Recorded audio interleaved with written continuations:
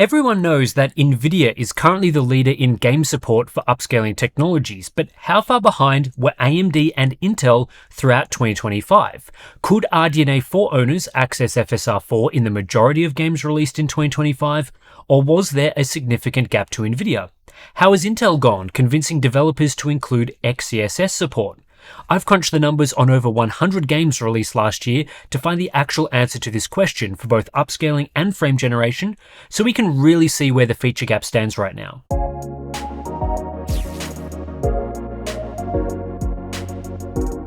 And this examination, well, it doesn't just end in 2025. A lot of games people play today were not released last year. In fact, some of the most popular PC games are from many years ago. So I've gathered data for over 550 older titles to see what level of feature support each GPU vendor offers across the broader catalogue of PC games. Want to take a guess at what percentage of games support each of DLSS, FSR and XeSS? I'll answer that later, but first... Today's sponsor spot is brought to you by Insta360 and their brand new Link 2 Pro series, designed for high-end business users and professional creators, allowing for multi-person meetings, online education, live streaming, and content creation. Packing a new 1 1/3 inch sensor for brighter, clearer, and more detailed 4K video across all lighting environments, along with dual mics supporting AI noise cancelling. And of course, you're still getting all of Insta360's standard AI features, such as tracking and auto framing, but there's also the new AI tracking area feature that allows you to set a tracking zone, and once you step outside of that zone, the camera stops following, preventing unwanted camera movement and avoiding accidental tracking into private areas. Other new features include green screen and scene presets. The Link 2 delivers more accurate edge detection and smoother blending, producing a studio-grade chroma key effect when using the green screen, while scene presets have been dramatically expanded, allowing you to save preferred camera angles, visual effects, image settings, AI models, and virtual backgrounds. All of this can be had for $250 US, including a mini tripod for the first 20 orders, so check the link in the video description.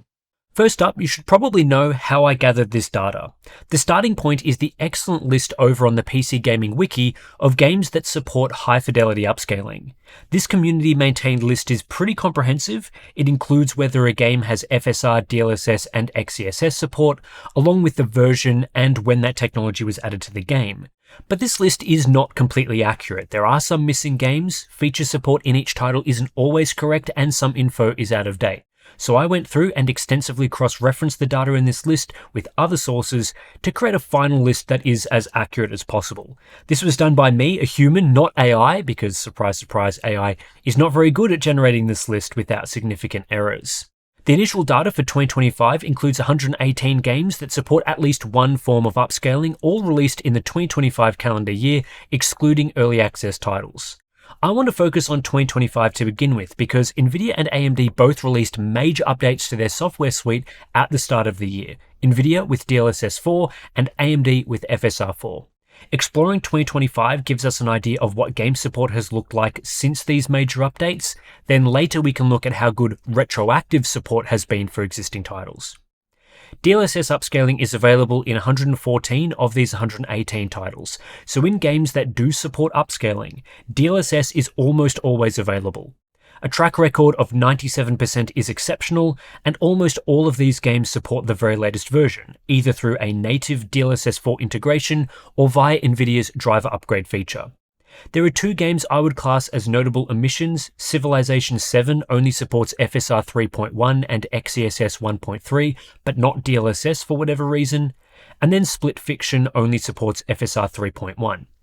Both of these titles can be upgraded to FSR 4 on an RDNA 4 GPU, giving us a rare example of AMD providing what I describe as good upscaling quality, while Nvidia GPUs are stuck using the substandard FSR 3.1 or possibly the OK XeSS 1.3. AMD's track record is decent. 104 out of the 118 titles include some form of FSR support, so initially we're looking at 88% of the examined games. A couple of the more notable omissions here are Final Fantasy VII Rebirth, which only supports DLSS and Unreal Engine's TAAU feature, and Europa Universalis V, which has DLSS. Largely, AMD has done a good job of getting FSR into 2025's games, either through providing developers with direct support or encouraging them by creating a feature that's worth including. However, with FSR support, there is a split between good quality upscaling provided through FSR 4 and poor quality upscaling provided through previous versions. To access FSR 4, a game either needs to integrate the feature natively or use at least FSR 3.1, so that AMD's driver upgrade feature works. Earlier this year, AMD released a driver update that allows gamers to use FSR 4 in all FSR 3.1 titles, excluding those that use Vulkan or very old APIs. So what I'm looking for here is FSR 3.1 support or higher. 85 titles support at least FSR 3.1 and can be upgraded to FSR 4, which is 72% of games released in 2025 that support upscaling. That's a higher number than I was expecting, but it makes sense as FSR 3.1 was released in July 2024, so the vast majority of new games should be using it. This list of supported FSR 4 titles includes a lot of the year's major releases like Battlefield 6, Black Ops 7, Kingdom Come Deliverance 2, Borderlands 4 and more, meaning that on the whole AMD have done reasonably well to support the big recent releases that gamers want to play. There are some exceptions though. The big one that jumps out to me is Doom the Dark Ages, which does support FSR 3.1, but is incompatible with FSR 4 as AMD are yet to release a Vulkan version of their upscaler. Doom the Dark Ages only supports Vulkan, so this lack of compatibility is entirely on AMD.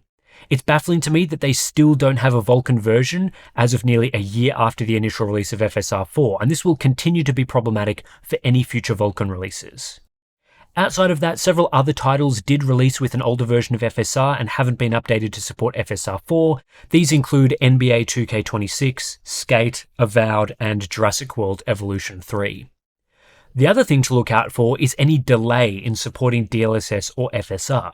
After all, most people play games at their launch, so it's critical that the best technology is included day one. This has been an issue in the past, but thankfully I didn't see many delays in 2025. The big one that stands out is Clair Obscur Expedition 33, which only launched with DLSS and XeSS support in April.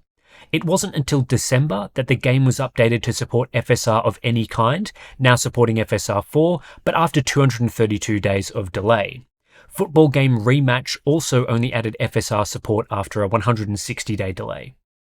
The reverse was true on a couple of occasions, most notably with the series of Stalker Enhanced Editions, which launched with FSR and then received an update adding in DLSS upscaling after 121 days. For the vast majority of games though, if the developers did include upscaling, FSR and DLSS were both included day one. 67 of 118 games included XeSS support, which is 57% of the titles released in 2025 with some form of upscaling. On pretty much every occasion, this support was provided day one. This is obviously much weaker than AMD's overall FSR game support, but it isn't too bad in my opinion given Intel's tiny desktop GPU market share. This 57% includes some of the year's biggest releases like Battlefield 6 and Arc Raiders, along with many popular single-player titles. However, with 43% of games having no XeSS support, this means the fallback technology for Intel owners in a lot of games is the much worse FSR 3.1 or older, which isn't nearly as good as the XMX model of XeSS that runs on Intel GPUs. Many games that lack XeSS support, I would say, are smaller or indie titles, but there were still some substantial misses throughout 2025. XeSS is not supported in Kingdom Come Deliverance 2, Stellar Blade, Silent Hill F, Wu-Chang Fallen Feathers, and the GTA 5 Enhanced Edition update, to name a few. All of these titles support both DLSS 4 and FSR 4. With that said, if we restrict support to upscalers that provide decent quality, so DLSS version 3 or newer, XeSS version 1.3 or newer, and FSR 4, we end up with DLSS in 97% of games, FSR 4 in 72% of games, and XeSS in 53% of games. XeSS actually stacks up pretty well here compared to FSR 4. There's a lot of crossover among popular titles, and yes, FSR 4 is available in 35% more titles released in 2025, but that's perhaps not as much of a difference as you'd expect, given the relative popularity of Radeon GPUs compared to Intel in the discrete market. The widespread presence of Intel integrated graphics in laptops is no doubt providing a big incentive to include XeSS in games. Now let's move into talking about frame generation, everyone's favourite feature, especially Steve's. Anyway, of the 2025 games that include upscaling, 79 of them also include at least one frame generation technology, so that's 2/3 of games choosing to implement FrameGen. Most major releases do have the option, but there are some notable omissions like Kingdom Come Deliverance 2, Silent Hill F, Split Fiction, and several strategy and fighting games where FrameGen is not especially relevant. 95% of games with frame generation support DLSS frame generation. The notable omissions are the Stalker Enhanced Edition releases, which only support FSR frame gen. For everything else, like with upscaling, developers clearly prioritize adding DLSS frame gen over any other form. FSR frame generation is available in 56 of the 79 titles, so 71% of frame generation games offer an FSR implementation. That's pretty similar to the percentage of 2025 upscaling titles that support FSR4, though there are some FrameGen games that don't support FSR4, and some FSR4 games that don't support FrameGen. Some of the games that do support DLSS FrameGen but don't support FSR FrameGen include Final Fantasy VII Rebirth, Rematch, and Fragpunk. Most of the major titles that were released across 2025 offered both an FSR and DLSS FrameGen option when deciding to integrate FrameGen, such as Battlefield 6, Ark Raiders, Borderlands 4, Assassin's Creed Shadows, and many more. Of course, this is purely game support that we're talking about. This doesn't factor in the issues we've brought up in the past relating to how FSR frame generation works, which you can learn more about in our FSR Redstone frame generation video. XeSS frame generation is the newest of the three technologies, having debuted in December 2024 as part of XeSS 2, so it's no surprise to see it utilized in the fewest number of games. However, 28 titles, or 35% of frame generation games, supported XeSS frame generation. Intel Arc GPUs can fall back to using FSR FrameGen in some other titles, though occasionally frame generation is locked to GPU vendors or can't be decoupled from using FSR upscaling. Notable games that don't include XeSS FrameGen but do include other forms of FrameGen include The Elder Scrolls 4 Oblivion Remastered, Borderlands 4, Call of Duty Black Ops 7, The Last of Us Part 2, and Monster Hunter Wilds. 21 games released in 2025 are what I would dub golden frame generation titles, which include support for all three technologies. 20 titles are double golden, meaning they support all three FrameGen technologies, as well as all three decent quality upscaling technologies, DLSS, FSR4, and XeSS 1.3 or newer. That's 17% of games that put in the maximum effort to support these GPU vendor features out of the upscaling titles. As for golden upscaling titles, 53 games supported all three decent quality upscaling technologies, which is 45% of the games I examined.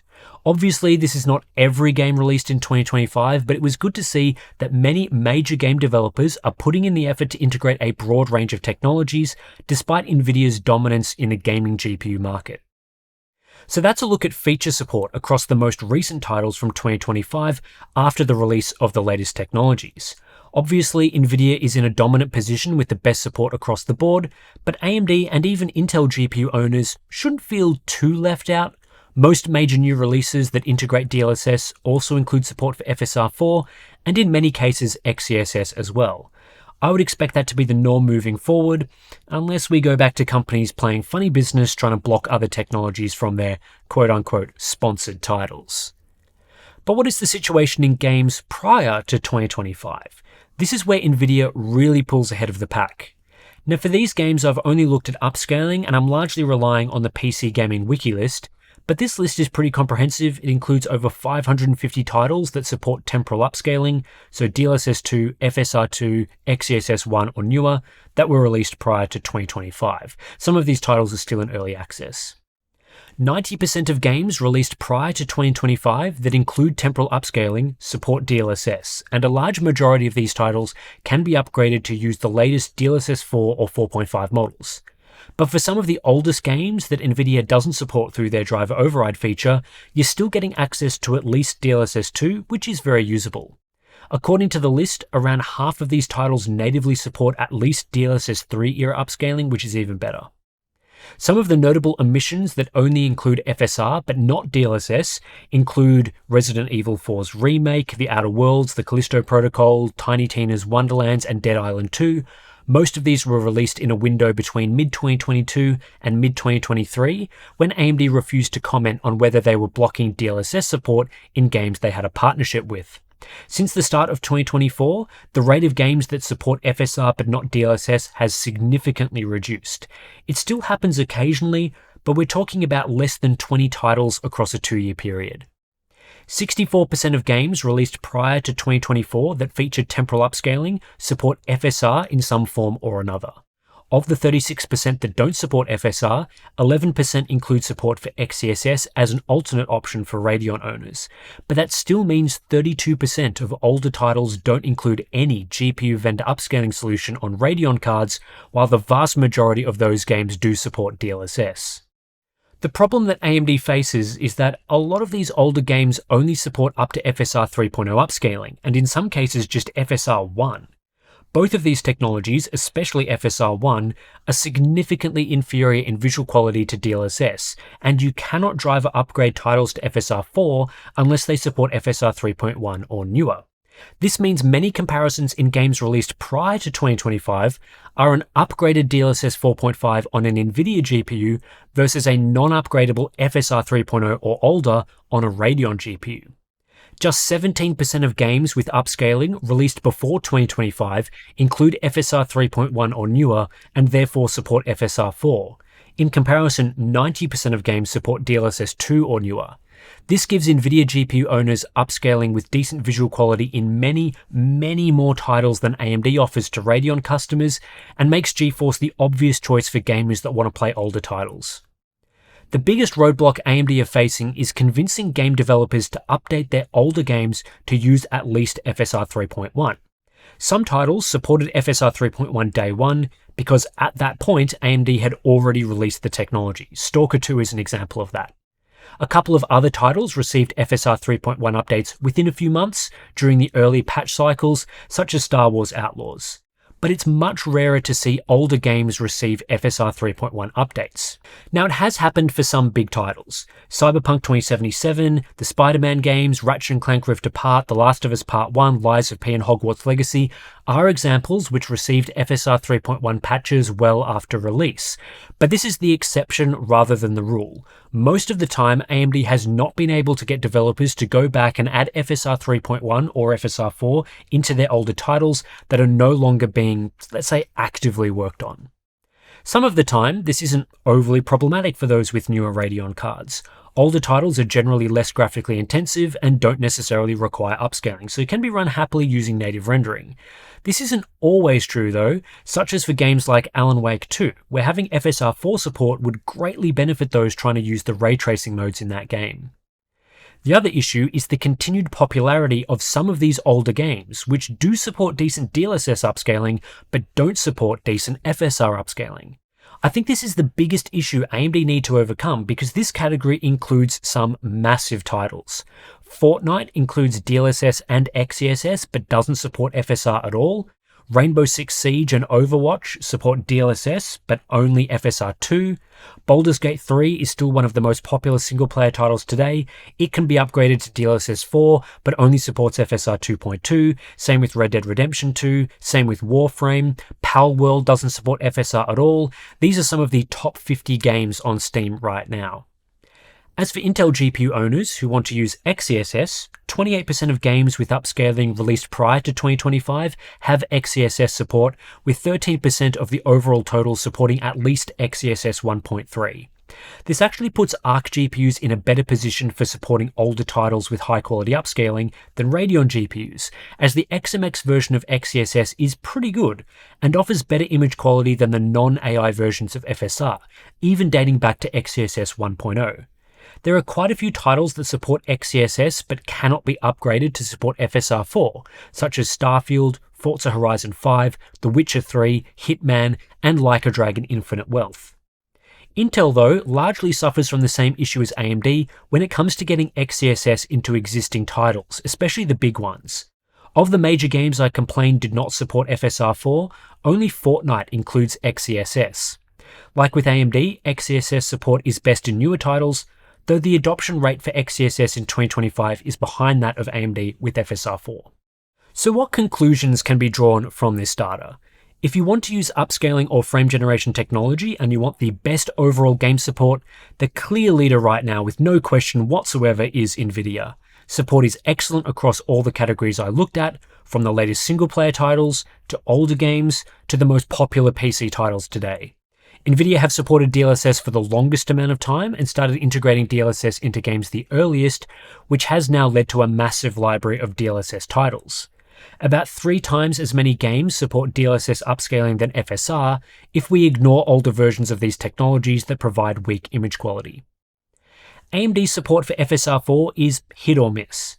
What AMD have done really well is getting FSR4 support into the majority of new releases, so if you're someone that largely plays the latest games, a Radeon card is going to be pretty good. I expect this will continue moving forward. Most upcoming titles will offer FSR4 and AMD's game library will expand. Their upscaler is also now in a position where it supports version upgrades via the driver, which sets them up reasonably well for future FSR revisions. Where AMD struggles is with older game support, which is very underwhelming when we look at FSR4 titles. If you want to play a game released between 2020 and early 2024, it's much more likely that game will support DLSS than FSR4. AMD has managed to convince some developers to go back and add in at least FSR 3.1, Cyberpunk 2077 is one example, but many of the most popular games played today still lack decent FSR upscaling support. This makes it harder to recommend a Radeon card if you want to go back and play games like Baldur's Gate 3 or the most popular multiplayer games like Fortnite. This is just talking about upscaling as well. FSR frame generation is supported in a good number of games now, but it suffers from quality issues and not as many titles can be upgraded to the latest Redstone ML-based version. Then there's AMD's equivalent of DLSS ray reconstruction called ray regeneration, which is only found in one title today. Ray reconstruction is not widely used either, but is supported in 17 titles, including major ray trace games like Cyberpunk 2077, Star Wars Outlaws, Spider-Man 2, and Indiana Jones and the Great Circle. Intel's support for XeSS is pretty good in my opinion, given they have by far the lowest market share in gaming PCs. XeSS support is not as widespread as even FSR4 among the latest releases, but there's good coverage in major titles, so if you stick to the big new games, you won't often be left wanting. XeSS also has better support in older titles than FSR4, while still being well behind DLSS in that area. And like with AMD, Intel have struggled to get XeSS into highly popular titles that were released before the XeSS era. I think this makes Arc a viable choice on a case-by-case basis. Of course, if you want to play the widest variety of games, GeForce is the way to go due to both feature support and general driver support.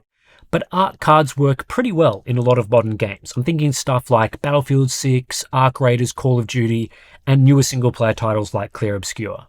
Intel needs to keep on their current trajectory, keep convincing developers to use XeSS in new games, and they'll be on the right track. Of course, with all of this discussion, I'm talking about official game support.